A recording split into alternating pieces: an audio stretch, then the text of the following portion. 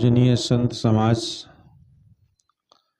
धर्म प्रेमी बंधुओं, श्रद्धा मूर्ति माँ बहनों,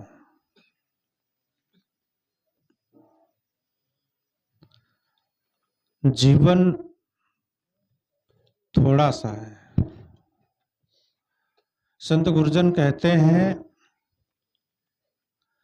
इतना जीवन कम है जितना आप सोच नहीं सकते। यहां पर हम सब लोग बैठे हैं, पता नहीं है ये श्वास जो अंदर जा रही है ये वापस आती है कि नहीं आती है। ये जीवन की सच्चाई है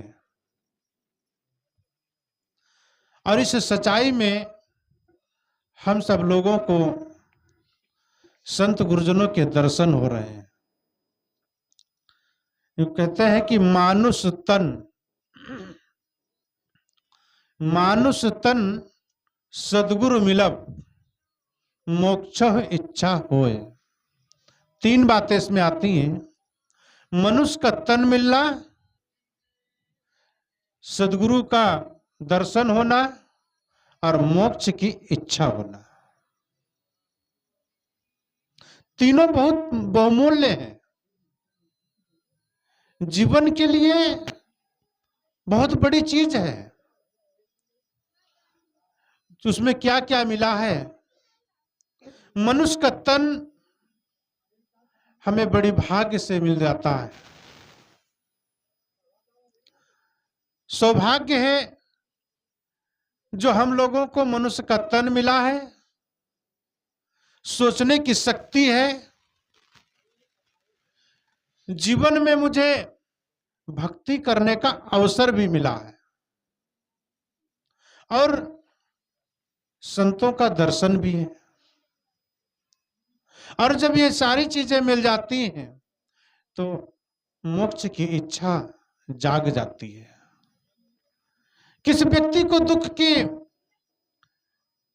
गुजरने की आवश्यकता नहीं है, हर व्यक्ति को सुख से जीने की आवश्यकता है। हर व्यक्ति को सुख में रहने की जरूरत है। इतने सारे लोग बैठे, कोई भी व्यक्ति दुख नहीं चाहता। इसलिए हमें सोचने और समझने की शक्ति मिली है। एक जानवर वो सोच नहीं सकता, वो समझ नहीं सकता, वो सिर्फ भोग सकता है। हमारा जीवन कर्म भूमिका पे है और पशुओं का जीवन भोग भूमिका पे है। कर्म भूमिका और भोग भूमिका। यहां पर भोग को भोगने के साथ साथ कर्मों का कार्य भी किया जा सकता है, लेकिन वहां पर नए कर्म नहीं हो सकते। पशुवत जीवन में नए कर्म नहीं किए जा सकते हैं। भोगों को भोगना है। वहां पर जिस तरीके से उनको सिचुएशन है, जिस जगह पर वो है, उनको ना तो पेट भरने के बाद भोजन की जरूरत, संग्रह करने की जरूरत नहीं है। पानी पी लिए, उनको पानी की रखने की जरूरत नहीं है। जहां पर खाएंगे वहीं पर गंदा कर देंगे, उनको समझ नहीं है। उनको समझ होती तो जो सुबह उनको दिया जाता है उसको बर्बाद न करते, शाम के लिए भी रख लेते। लेकिन यह मनुष्य आज खाता है, आज कमा के लाता है और वह व्यक्ति अपने लिए ही नहीं 7 पीढ़ियों के लिए भी सोचता है। विवाह होता है, व्यक्ति का विवाह होता है, 7 जन्मों के बंधनों में बंधने का प्रयास करते हैं। इस जन्म में तो जीवन कैसे जिए इसकी सोच नहीं है। शादी होने के उपरांत कुछ ही दिनों में तलाक हो जाती है। एक दूसरे के जीवन को समझ नहीं पाते हैं और समझ ना पाने के कारण एक दूसरे आपस में विवाद कर लेते हैं। यहां तक कि देखा गया है कि 20 वर्ष 25 वर्ष होने के बावजूद भी एक दूसरे को समझ नहीं पाते, और उसका परिणाम घर बिगड़ जाता है, बच्चे हो जाते हैं, और पति पत्नी एक दूसरे को छोड़ देते हैं। एक दूसरे को 20 वर्ष साथ में रहे, 25 वर्ष साथ में रहे, लेकिन एक दूसरे के मन को समझ ना पाए। और ना समझ पाने का कारण क्या? कभी हमने विचार किया, अगर शायद हमारा मन संत गुरुजनों के चरणों में लग जाता, उनके चरणों में हमारा मन रम जाता, उनके चरणों में हमारे मन की डोरी बंध जाती, तो जो हमें वो सद शिक्षा मिलती थी वो नहीं मिली। संत गुरुजनों का आवागमन हमारे घर पे नहीं हुआ, हमारे जीवन में उनका ज्ञान नहीं आया। मनुष्य का तन तो मिल गया, लेकिन जीने की कला कौन देगा? जीने का सहारा कौन देगा? जीने का सहारा है संत गुरुजन देते हैं। इन संतों ने अपने जीवन को तपाया है, अपने जीवन को संभाला है, अपने जीवन को निखारा है। उनके चरणों की रजधूल अगर मिल जाए, जीवन संभल जाता है। उस जीवन को जीने के लिए, जीने की कला को बताने के लिए ये संत गुरुजनों की वाहिनी चली, और आज से नहीं, सदियों से चली आ रही है। और जब तक ये सूरज चांद रहेगा, धरती पे मनुष्य रहेंगे, तब तक संतों की वाहिनी खत्म नहीं होगी। कहते हैं कि साधु न होते तो जर मरता संसार। इसलिए संत गुरुजनों की जो महिमा है, उनके ज्ञान की, उनके वैराग्य की, उनके त्याग की, हमारे जीवन में थोड़ा बहुत अगर आ जाता है तो हमारा जीवन भी धन्य हो जाता है। मनुष्य का तन मिलने के बाद हमें यह काम करना है।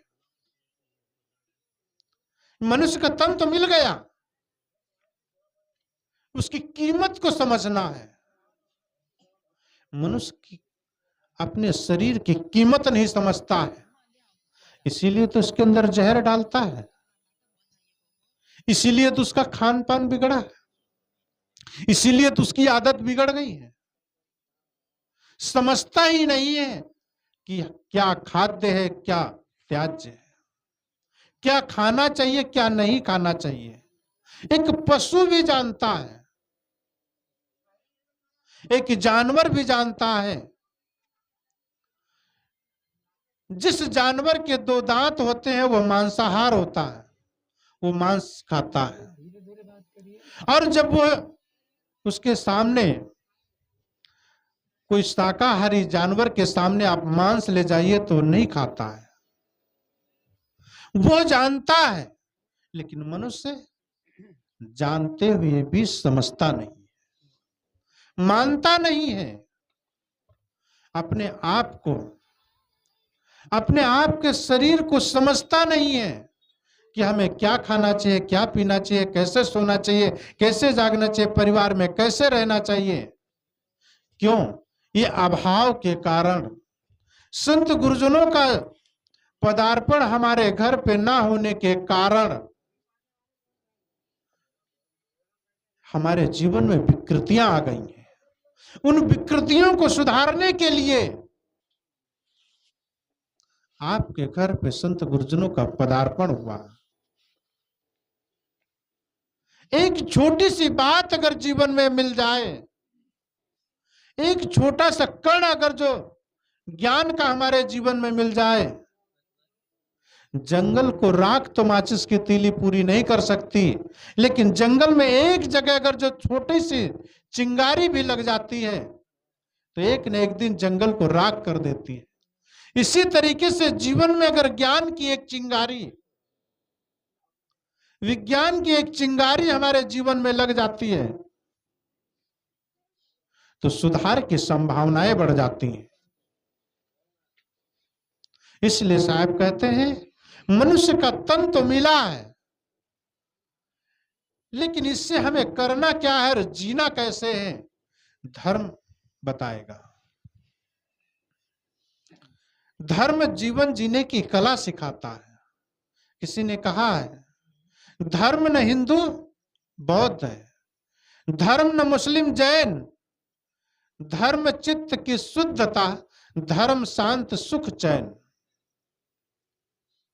ये हिंदू मुस्लिम सिख ईसाई यहूदी आदि जितने भी हम धर्म देखते हैं, जितने धर्म को हम जानते हैं, जिनको सुनते हैं, धर्म के छिलके हैं। धर्म वह चीज है, वह वस्तु है जो धर्म कभी बदलता नहीं। आग की उष्णता कभी बदल नहीं सकती।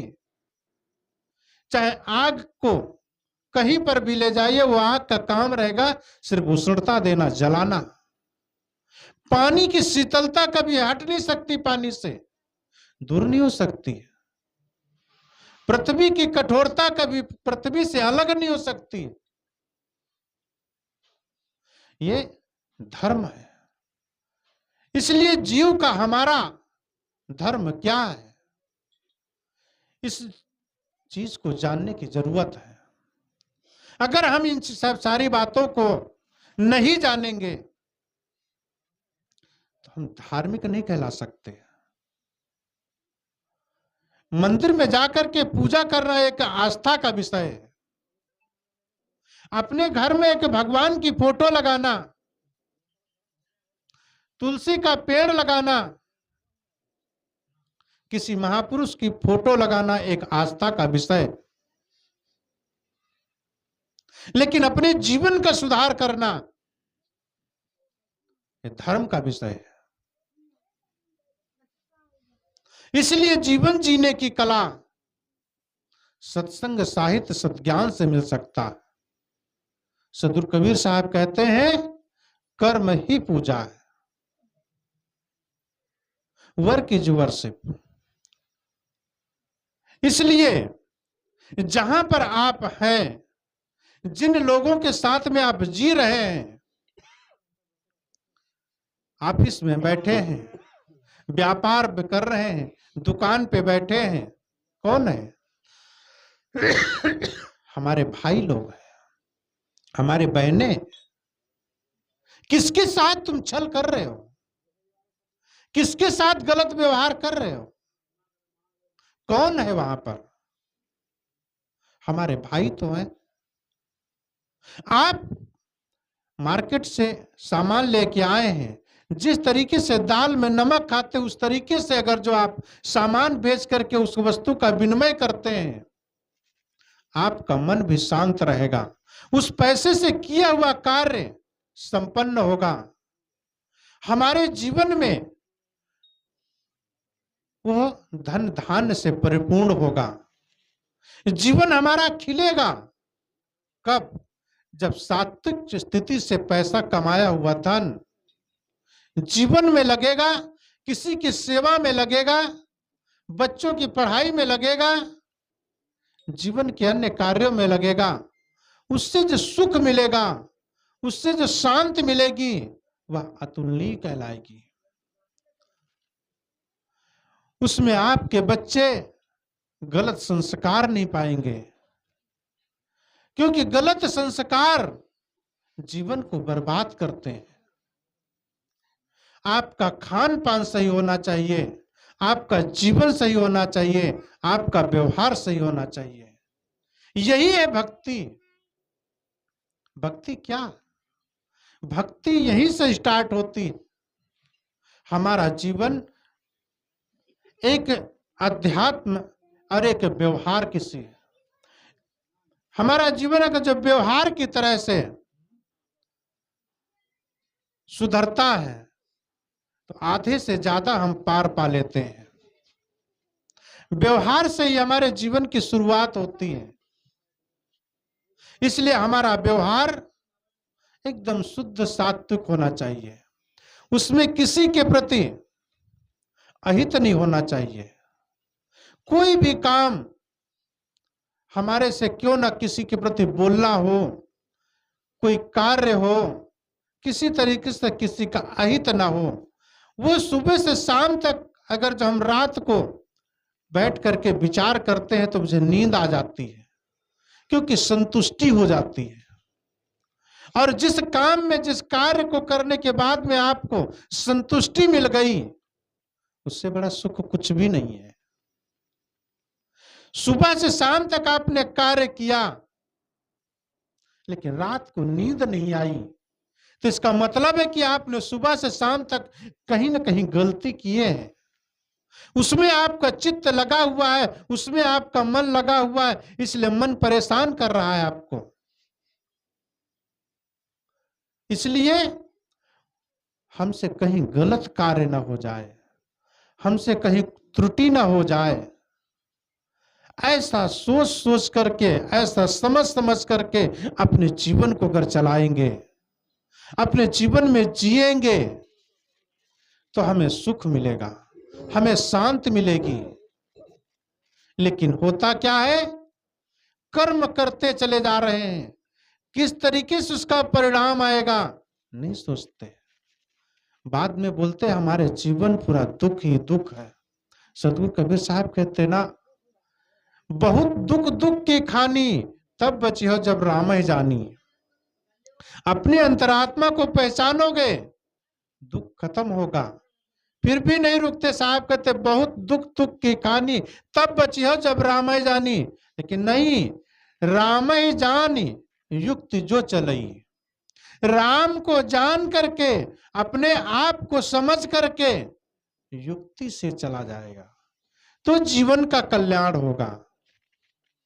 बहुत दुख दुख की खानी, तब बची हो जब राम ही जानी। राम ही जान युक्ति जो चली, युक्ति ते फंदा नहीं पड़ी। बिन रसरी कर सकलो बंधा। हमको किसने बांधा? परिवार हमने बनाया, पत्नी को ब्याह करके आपने लाए, बच्चों को पैदा आपने किया, घर परिवार आपने बनाया। किसने आपको बांधा है? किसने ऑर्डर दिया आपको? जीवन की सारी झंझट हमने पैदा किया। साहब कहते हैं बिन रसरी गर सकलो बंधा। बिना रस्सी के पूरा संसार बंधा, किसी ने उसको बांध के नहीं रखा। सदगुरु कबीर साहब कहते हैं इन बंधनों से मुक्ति पाना के लिए आपको संतों के चरणों में अपने मन की डोरी बांधना पड़ेगा। अगर जो हमारा मन संतों के चरणों में बंध जाएगा, भक्ति में हम लग जाएंगे, तो जीवन का कल्याण हो जाएगा, जीवन हमारा सुखमय हो जाएगा, परिवार में आनंद आनंद हो जाएगा। लेकिन यह भक्ति सिर्फ संत गुरुजनों के चरणों से मिलेगी, संत गुरुजनों के त्याग और तपस्या से मिलेगी। वो आए हुए संत गुरुजन है, अपने जीवन को वहां पर लगा करके, अपने मन को वहां पर लगा करके, उनके त्याग और तपस्या की खुशबू अपने जीवन से भी, अपने जीवन को भी सुगंधित बनाए। यही संतों का कहना है। लेकिन इसके साथ साथ में परिवार का सुधार बहुत जरूरी है। उस सुधार करते करते, अपने जीवन को समझते समझते, संत गुरुजनों के चरणों में मन की डोरी को बांधते हुए अपने कल्याण का काम करें। बोले सद्गुरुदेव की जय।